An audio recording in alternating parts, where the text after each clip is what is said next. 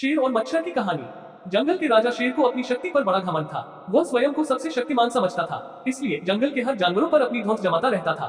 जंगल के जानवर भी क्या करते, अपने प्राण सबको प्रिय थे, इसलिए न चाहकर भी शेर के सामने नतमस्तक हो जाते। एक दिन दोपहर के समय शेर एक पेड़ के नीचे सो रहा था। वहीं एक मच्छर भिनभिना रहा था, जिससे शेर की नींद में खलल पड़ रहा था। वो एक मच्छर से बोला, ए मच्छर, देखता नहीं मैं सो रहा हूँ, भाग यहाँ से, नहीं तो मसल कर रख दूंगा। मच्छर बोला, क्षमा करें वनराज, मेरे कारण आपकी नींद में व्यवधान उत्पन्न हुआ, किंतु आप मुझे ये बात नम्रता से भी कह सकते हैं। आखिर मैं भी इस धरती का जीव हूँ। अच्छा तो तू छोटा सा मच्छर मुझसे जुबान लड़ाएगा? और क्या गल कहा मैंने? तुम मच्छर हो ही ऐसे कि कोई भी तुम्हें यूं मसल दे। मैं तो ये बार बार कहूंगा, क्या बिगाड़ लोगे तुम मेरा? मच्छर को शेर की बात और व्यवहार बहुत बुरा लगा। वह अपने साथी मच्छरों के पास गया और उन्हें सारी बताई। सभी मच्छरों को शेर की बात चुभ गई।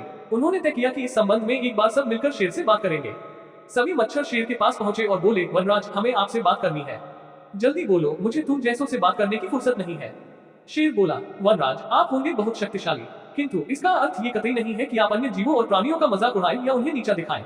मच्छर बोले, मैंने जो कहा सच कहा, मैं सबसे शक्तिशाली हूँ और मुझे कोई हरा नहीं सकता। घमंड में चूर शेर गरजा, ऐसा नहीं है, अगर आप शक्तिशाली हैं तो हम में भी इतना सामर्थ्य है कि आवश्यकता पड़ने पर हम किसी का भी सामना कर सकते हैं और उसे हरा सकते हैं।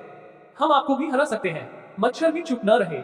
ये सुनकर शेर हंसते हुए बोला, तुम लोग मुझे हराओगे? तुम लोगों की इतनी हिम्मत कि मेरे सामने आकर ये बात कहो?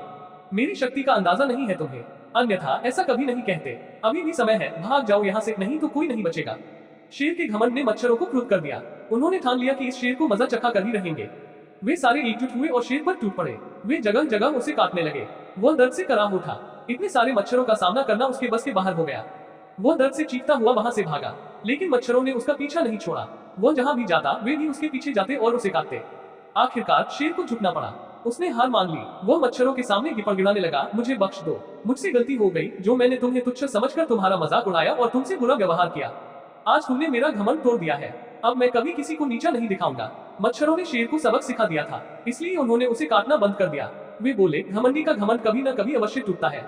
आज तुम्हारा टूटा है, घमंड करना छोड़ दो, अन्यथा एक दिन ये तुम्हें ले डूबेगा। और कभी किसी प्राणी को नीचा मत समझो, हर किसी का अपना सामर्थ्य और शक्ति होती है।